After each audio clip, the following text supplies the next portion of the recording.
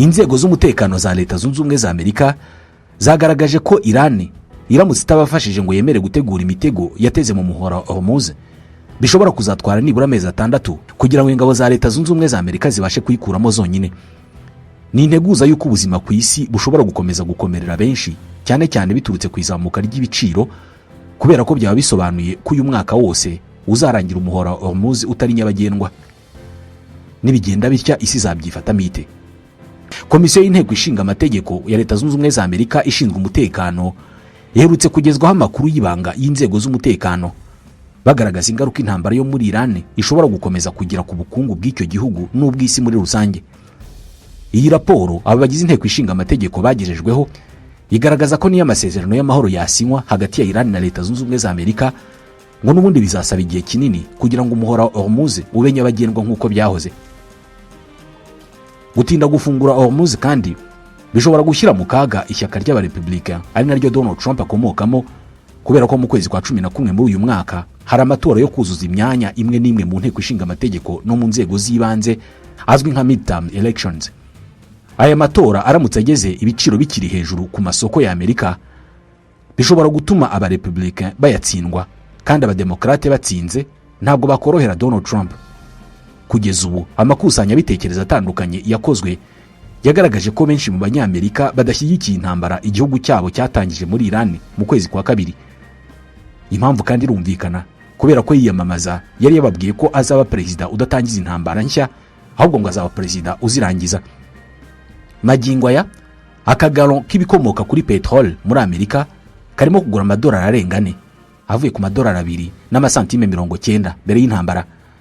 Igalo ni akajerekani ka litiro 3.5 za essence. Nubwa mbere aka kajerekani gahenze cyane mu myaka irenga inishize. Kuba Hormuz izatwara igihe ngo ifungurwe bishobora gutuma ibi biciro bigumaho, ibintu abanyamerika benshi batifuza. Biramutse binabaye hari uwabyishyura, kandi uwa mbere ni Perezida Donald Trump. Tugarutse mu kiganiro cyabereye mu muhezo hagati y'abadepute bagize komisiyo ishinzwe umutekano mu nteko ya Amerika ndetse n'abayobozi bo muri Minisiteri y'Ingabo y'icyo gihugu, ngo babwiwe ko Iran yateze imitego irenga 20 mu ndiba y'amazi agize umuhora Hormuz. Imwe muri iyo mitego yahujwe n'ikoranabuhanga rya GPS ikagenda yimurwa gahoro gahoro bitewe naho bashaka kuyishyira. Ibyo ngo byagoye ingabo za Amerika kubera ko kuyitahura bigenda bigorana cyane. Indi mitego ngo yagiye itegwa hakoreshejwe ubwato buto bw'igisirikare kirwanira mu mazi cya Iran. Mbere yuko dukomeza, reka tubanze dusobanukirwe iyi mitego bavuga. Ubusanzwe ushatse wahita ibisasu biteze mu mazi cyangwa se bombe n'ukundi wabona ubyita. Ni ibisasu biba bikoze ku buryo iyo hari ubwato bubyegereye bihita biturika bikawushwanyaguza. Ubusanzwe iyi mitego iri mu moko 3. Hari imitego ireremba hejuru y'amazi, hakabijya munsi y'amazi ariko mu ntera itari ndende. Ushatse wavuga ko ari muri 1/2 cy'uburebure bw'inyanja. Hanyuma hakaza n'ubwoko bwa 3 bw'imitego batega hasi mu ndiba y'inyanja. Iyi mitego ya kabiri igerwa hagati mu mazi niyo yakoreshejwe cyane mu ntambara ya kabiri y'isi. Iyi ni imitego iba ifite utuntu tumeze nk'amahembe tuzamuka tukagera hejuru y'amazi cyangwa se hafi aho ngaho. Iyo hari ubwato buhanyuze, utwo duhembe dutanga signal cyangwa se ibimenyetso, hanyuma igisasu kiri munsi kigaturika. Ubu buryo bwakundaga kwifashishwa cyane n'igisirikare cy'Ubwongereza mu ntambara ya kabiri y'isi yose, ariko nabo bari barabivanye ku Budage. Ubikoranabuhanga ryaraje, basigaye bakora ku buryo igisasu gishobora guturika biturutse ku ijwi ry'ubwato. Ubu n'ubu ni ukuvuga niba ari ubwato bunini hari uko buhinda. Ibyo rero babihuza n'imitego ku buryo ubwato bumwe bushobora gutambuka ntihagire icyo buba, haca ubundi bugashwanyaguzwa. Iran ifite ubwoko bubiri bw'imitego bivugwa ko ari nayo yatezwe muri Hormuz, burimo bwitwa Maham 3 na Maham 7. Iyi mitego ya Iran ngo ifite ikoranabuhanga ridasanzwe, nayo ikurura ijwi ry'ubwato na rukuruzi ishobora kumvira ubwato kure ikamenya ko ari ubw'umwanzi. Iyo rukuruzi ibikorana n'igisasu cyangwa se ibisasu ari byo byitwa imitego, byo biba biri hasi cyane mu mazi. Rukuruzi yamara gutanga signal bigaturika. Umutego wa Maham 3 ngo bucometseho igisasu gipima ibiro 300. Iki gisasu kiba giteretse muri metero nibura 100 z'ubujyakuzimu uvuye hejuru ku mazi. Umutego wa Maham 7 uburiho igisasu gipima ibiro 220, uyu ukaba ukunze gutegwa ahantu hatari ubujyakuzimu burebure cyane. uyu mutego wifitemo ubushobozi bw'uko udashobora kubonwa n'utwuma tuba ku bwato tugenzura niba nta mitego iri hafi y'ubwato cyangwa se ikindi gishobora kubwangiza. Inzobere zivuga ko ubusanzwe gutega imitego mu nyanja byoroshye, ariko kuyitegura bikaba bigoye kurushaho. Icya mbere ni uko bigusaba kubanza kumenya aho iyo mitego iherereye mu nyanja yose.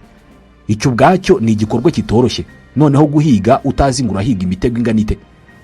Ni ngombwa kwibuka kandi ko mu nyanja habamo n'ibindi bintu nk'amabuye, amafi n'ibindi bibanza kukuzitira ntumenye neza aho imitego iri. Nyuma yo kubona aho imitego iherereye, inzobere zijya gupima kugira ngo zimenye niba ibanza gukurwaho cyangwa se niba nta kibazo iteye.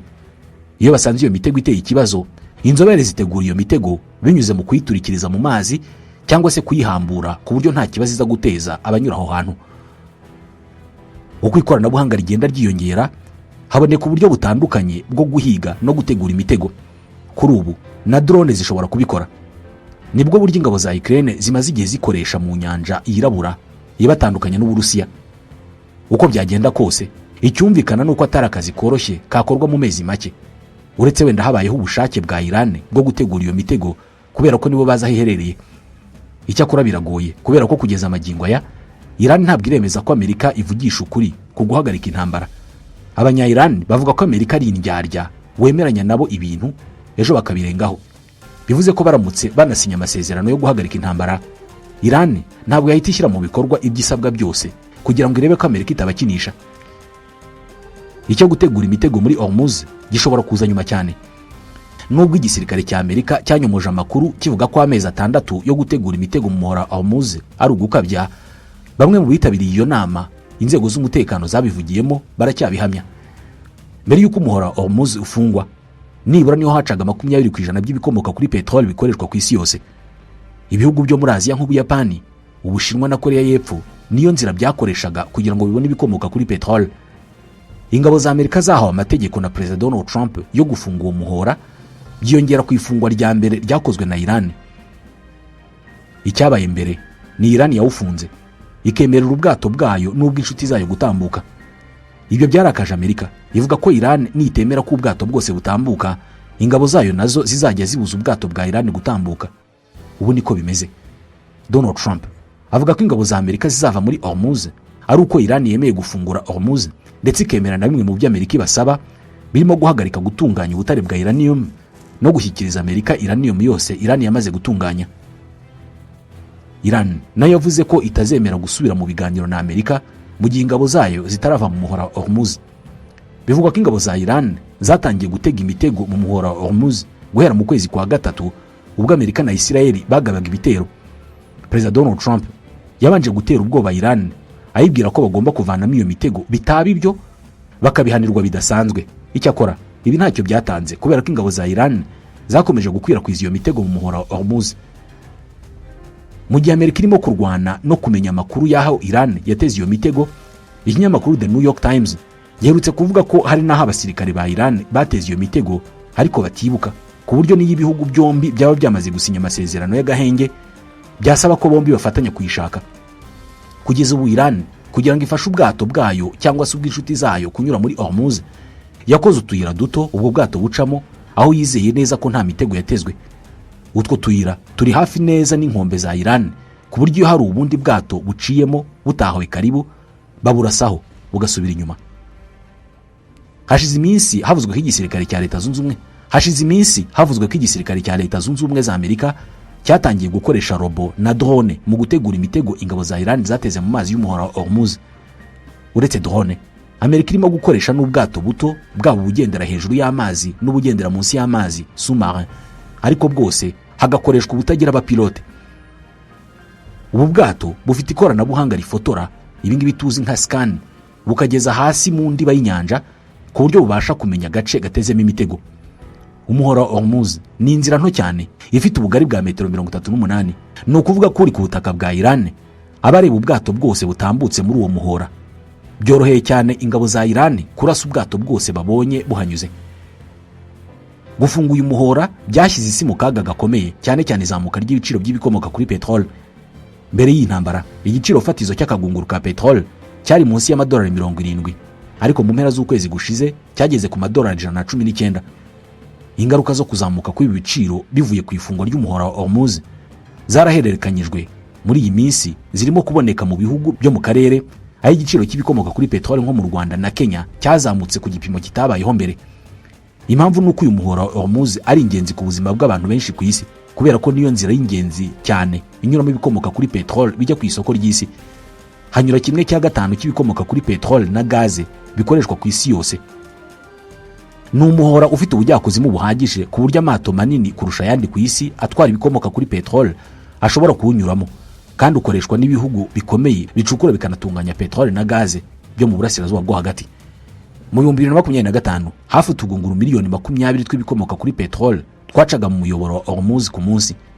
Ibi ni ibigaragazwa n'imibare y'ikigo cy'abanyamerika gishinzwe amakuru ku by'ingufu. Hafi ubwato 3,000 bwanyuraga muri uyu muhora buri kwezi, ariko kuva intambara yatangiye amato yawunyuragamo yagabanutse ku kigero cyo hejuru ya 98%. Inzobere zivuga ko mu gihe amezi 6 koko yakwemezwa ko ariyo bisaba ngo imitego yose ikurwe muri Hormuz, isi igomba kwitegura ko ibiciro by'ibikomoka kuri peteroli bizakomeza kwiyongera, kandi kwiyongera kwabyo bisobanuye kwiyongera kw'ibiciro byose muri rusange.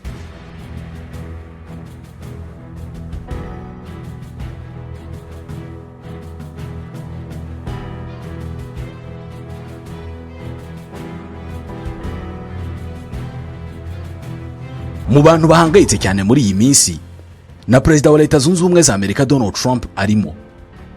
Yatangije intambara muri Iran azi ko izamara igihe gito, none amezi abaye 2 kandi nta cyizere ko itazakomeza kwiyongera. Yagiye guhindura ubutegetsi bwa Iran butamwumviraga, birangira hagiye habagabo bafite ubuhezanguni bwenda kuruta ubwabo basimbuye. None haba abayobozi bashya ba Iran no kujya mu biganiro babyanze, kandi muri Amerika igitutu ni cyinshi. Barimo gusaba Perezida Donald Trump kurangiza iyi ntambara kubera ko ikomeje guhenda icyo gihugu, ikanazamura igiciro cy'ubuzima kubera guhenda kubikomoka kuri peteroli. Benshi mu bayobozi bakuru ba Iran bari bariho mbere y'uko intambara itangira barishwe, n'ababasimbuye bamwe bamaze kwicwa, ariko ubuzima mu gihugu bwarakomeje. Igisirikare gikomeza kurwana nkaho nta cyabaye, amabwiriza akomeza gutangwa uko byari bisanzwe.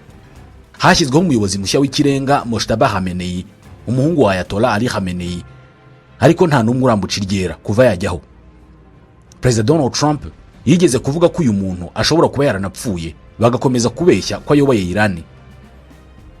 Yaba ariho cyangwa se atariho, nta n'umwe ubizi. Ninde uyoboye Iran mu by'ukuri? Uyu tugiye kumuvugaho.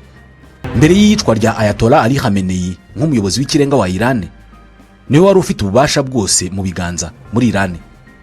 Imyanzuro yose yaba irebana n'umutekano, intambara, amahoro n'ibiganiro, nta na kimwe cyashoboraga gufatwa atari utanze umwanzuro wa nyuma. Nyuma y'urupfu rwe agasimburwa n'umuhungu we, ibi byose byarahindutse. Ikinyamakuru The New York Times kivuga ko Mojtaba Khamenei nyuma yo gusimbura se ngo ntabwo yagumanye ubwo bubasha bwose, ahubwo ubu bubasha asigaye abugabana na bamwe mu basirikare bakuru n'abo mu zindi nzego z'umutekano za Iran, cyane cyane abo mu mutwe udasanzwe ushinzwe kurinda revolution, Islamic Revolutionary Guard Corps IRGC. Aba muri iyi minsi nibo bafite ijambo rinini mu gufata ibyemezo by'uko intambara igenda, uko diplomasi ya Iran ikora n'ibindi.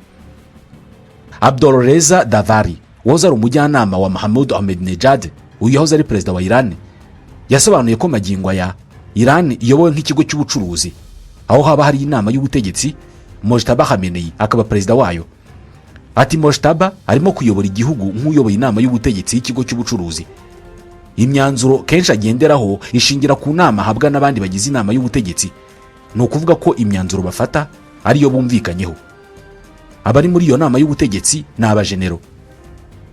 Kuva Mojtaba Khamenei yatorerwa kuba umuyobozi w'ikirenga wa Iran, nta uramuca iryera mu ruhame.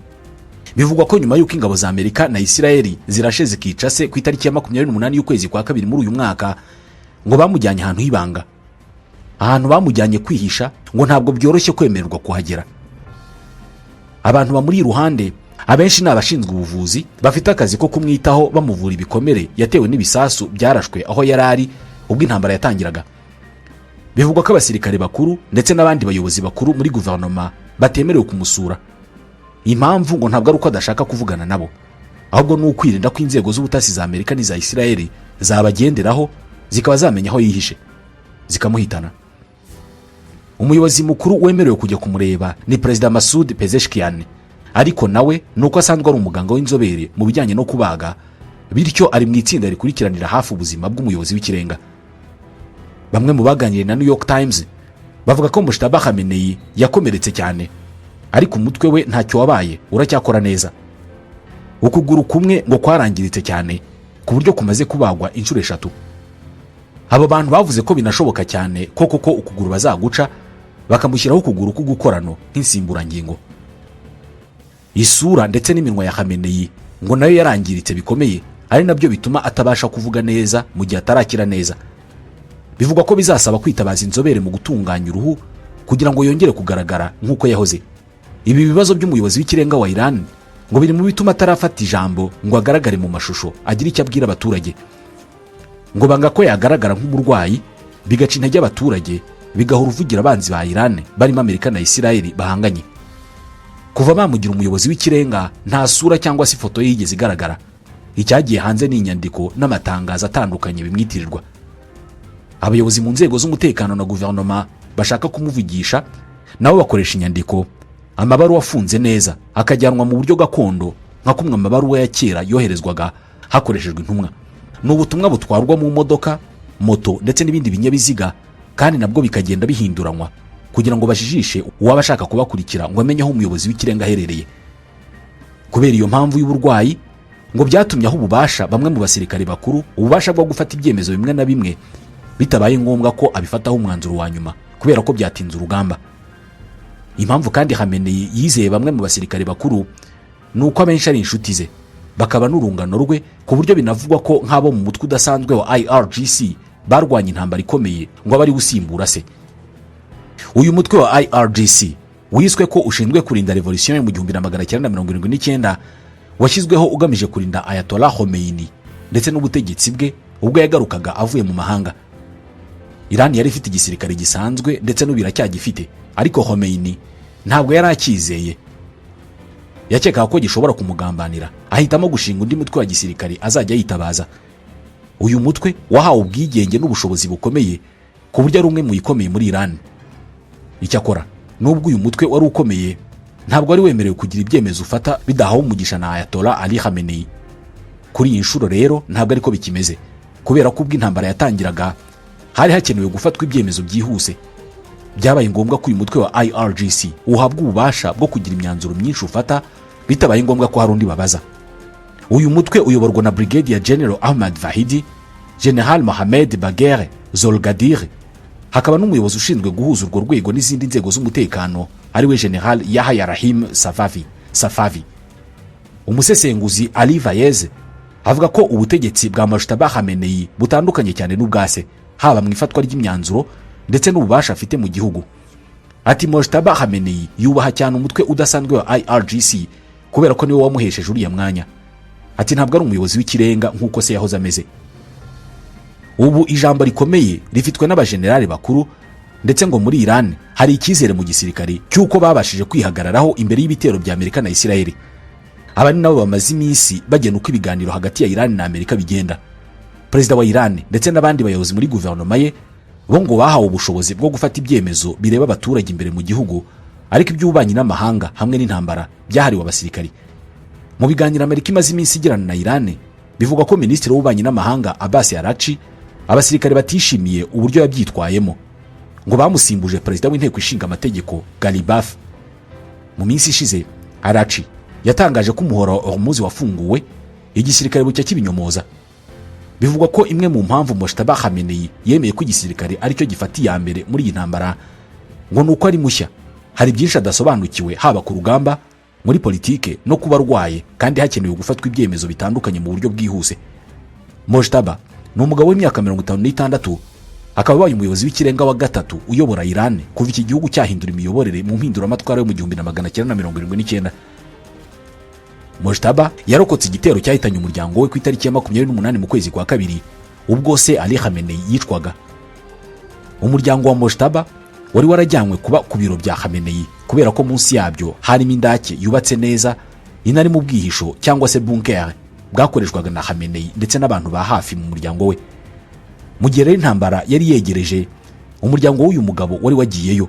Icyakora ku bw'amahirwe make uza kugwa muri icyo gitero, aho mu masegonda 30 yonyine Isiraheli yarashe misile zirenga 30 kuri iyi nyubako zigahitana Khamenei nabo mu muryango we ndetse n'abandi bayobozi bagera kuri 49 barimo n'Amerika yatekerezaga ko bazagira uruhare mu biganiro bigamije kurangiza iyi ntambara.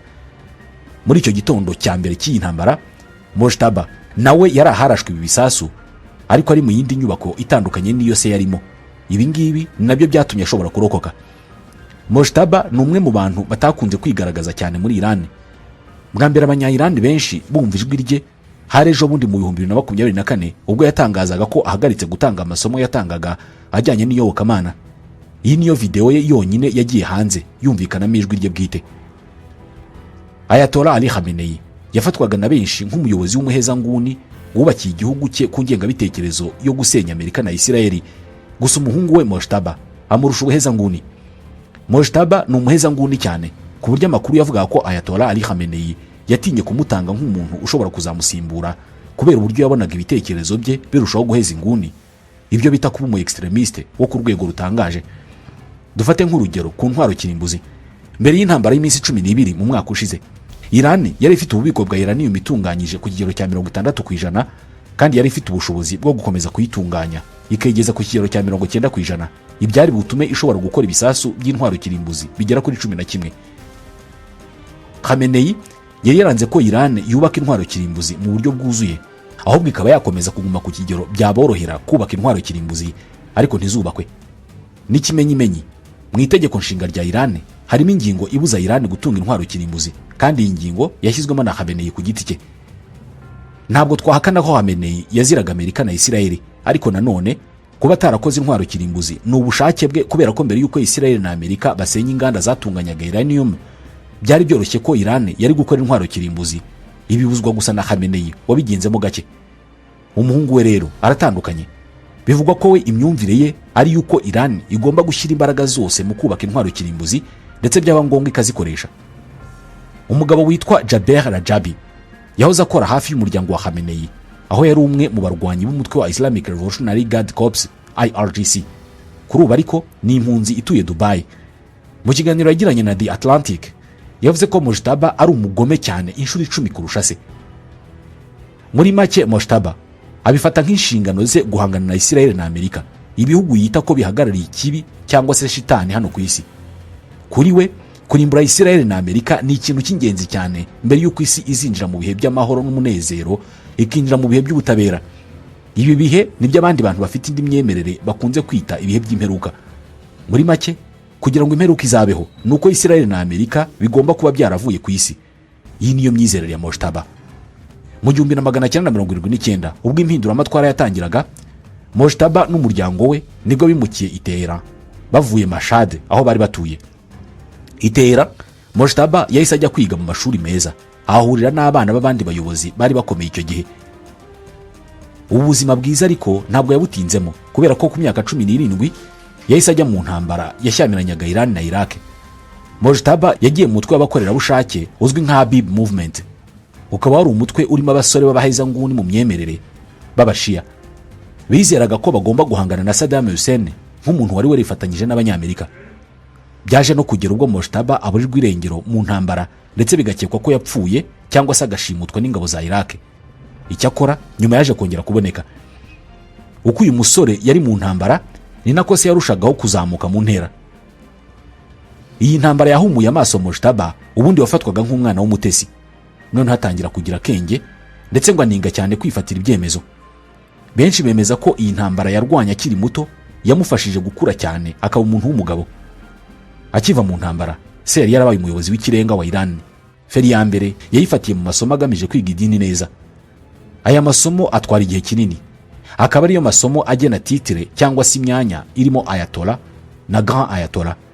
Icyakora ntabwo Mojtaba yakomeje kwerekana ubushake bwo kwiga aya masomo, ahubwo yashyiraga imbaraga mu bya politike. Ku gitutu cyase mu 1999 yagiye kwiga aya masomo y'imyemerere mu mujyi wa Qom, ufatwa nk'umujyi mutagatifu mu myemerere y'abashia. Aha muri uyu mujyi yigishwaga na bamwe mu bahezanguni bakomeye bazwi cyane muri Iran, benshi bakaba bari inshuti zase. Gusa uyu mugabo ntabwo yatinzeyo, yahise agaruka vuba itera ajya gukora mu biro bya se. bwa mbere atangira kwiyinjiza muri politike hari mu 1997. icyo gihe abanyeshuri benshi muri za kaminuza muri Iran bari bafite uburakari bwarushagaho kugenda bwiyongera, ndetse biza kurangira mu 1999 bakoze imyigaragambyo ikomeye, benshi barahagwa. iyi dosiye ngo niyo ya mbere Mojtaba Khamenei yatangiye gukurikirana. atangira kwiga ibibazo bituma abanyeshuri bigaragambya, ndetse akajya anategura uburyo bwiza bwo guhangana nabo. Gahoro gahoro uyu musore yatangiye kwigarurira icyizere cya se, bikagera ubwo baba bari kumwe igihe kinini, ndetse akanitaba telefoni ze zose. icyakora igitangaje ni uko nta mwanya yari afite mu buryo buzwi, nta titire yari afite muri aka kazi, nubwo wageraga kuri se wese yagombaga kubanza kumunyuraho. hagati aho uko yatangiraga kugenda azamuka mu ntera, ni nako yatangiraga kugenda azamura abantu bakoranye, barimo abo barwananye mu ntambara muri Iraq, muri wa mutwe wa Habib Movement. inshuti ze yagiye azishyira mu myanya ifata ibyemezo mu nzego z'ubutasi, mu mutwe wa Basij wafatwaga nk'inkeragutabara, mu mutwe wa IRGC n'ahandi. benshi batangiye kuvuga ko uyu musore atangiye kugenda yiharurira inzira izamugeza ku kuba umuyobozi w'ikirenga wa Iran, nubwo ibijyanye n'amashuri y'imyemerere byari byaramwihishe. mu 2005 nibwo noneho Mojtaba Khamenei yerekanye uwo ari we bya nyabyo. icyo gihe Iran yari irimo kwitegura amatora ya perezida. umwe mu bakandida akaba Mahmoud Ahmadinejad, wari meya wa Tehran icyo gihe. Ahmadinejad yari umuhezanguni ukomeye cyane wanga Amerika na Isiraheli, gusa akagira ikibazo cy'uko atarazwi cyane nk'abandi bagabo yarahanganye nabo. ikindi gikomeye nuko Mojtaba yashakaga ko Iran itakomeza kuyoborwa n'abantu batabona Amerika na Isiraheli nk'ikibazo, kubera ko yabafataga nk'abagira uruhare mu guteza akavuyo mu gihugu kikabamo imyigaragambyo myinshi. ibintu byaje kurangira Mojtaba Khamenei ashyigikiye Mahmoud Ahmadinejad, ndetse amajwi arahindurwa kugira ngo uyu mugabo aze gutsinda.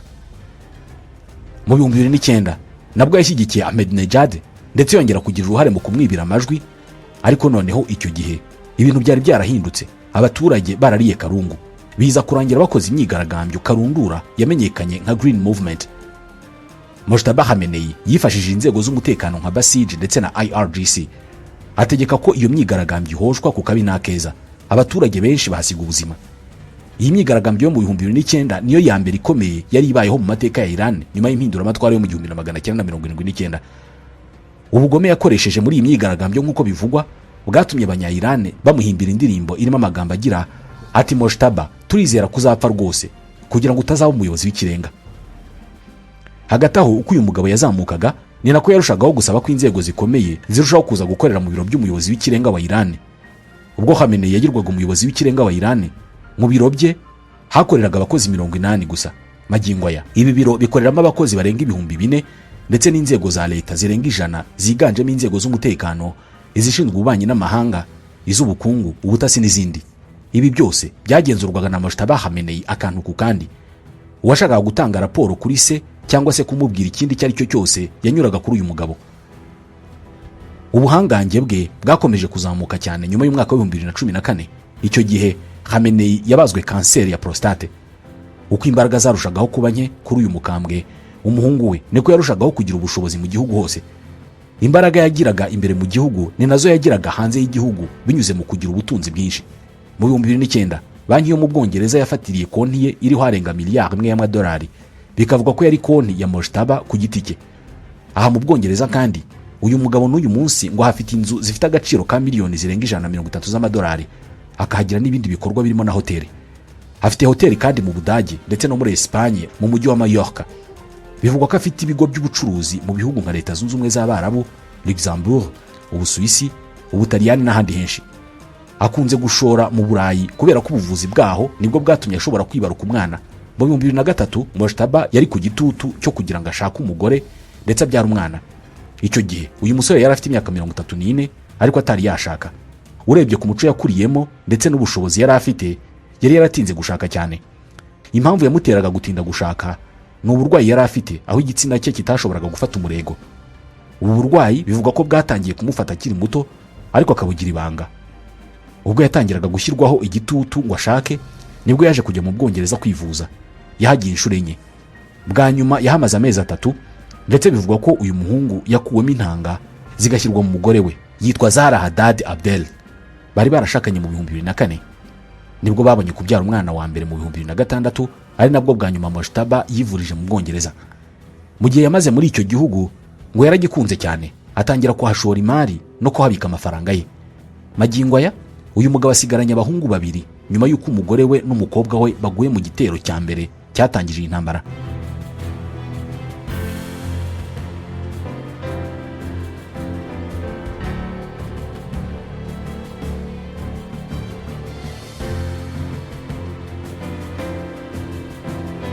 Mu 2019 Amerika yafatiye ibihano Mojtaba ndetse imushinja ko nubwo atagira umwanya wemewe mu biro bya se, ariko ngo ni umwe mu bafata ibyemezo bikomeye kuri buri kintu cyose. Amerika kandi yavuze ko uyu mugabo yari asigaye ahabwa inshingano nyinshi zirimo kuyobora IRGC ndetse n'umutwe wa Basiji. Gutorwa kwa Mojtaba byagizwemo uruhare rufatika n'umutwe wa IRGC. Muribuka wa mutwe wa Habib warwanye mu ntambara ya Iraq. Abari abarwanyi bawo babaye inshuti na Mojtaba ku buryo amaze kugera mu myanya ifata ibyemezo yagiye abazamura mu ntera. Magingo aya ubu ni abayobozi bakomeye, ari nabo basunitse cyane kugira ngo Mojtaba agirwe umuyobozi w'ikirenga, kabone nubwo atarabyemerewe n'itegeko nshinga kubera ko atari ku rwego rwa Ayatollah. IRGC ni umutima wa Iran kubera ko igenzura hejuru ya 60% by'ubukungu bw'icyo gihugu, ku buryo ikivuze kenshi kirumvikana kandi kigakurikizwa imbere muri Iran. Umuntu wenyine uri ku rwego IRGC yose yakubaha ni Mojtaba Khamenei. Mojtaba avuga Icyarabu ndetse n'Icyongereza, ukongeraho Igiperse cyo muri Iran. Itorwa rye kandi ryabaye ikindi kimenyetso simusiga cy'uko Iran ititeguye kumanika amaboko na busa, ahubwo yiteguye guhangana na Amerika kugera ku munota wa nyuma.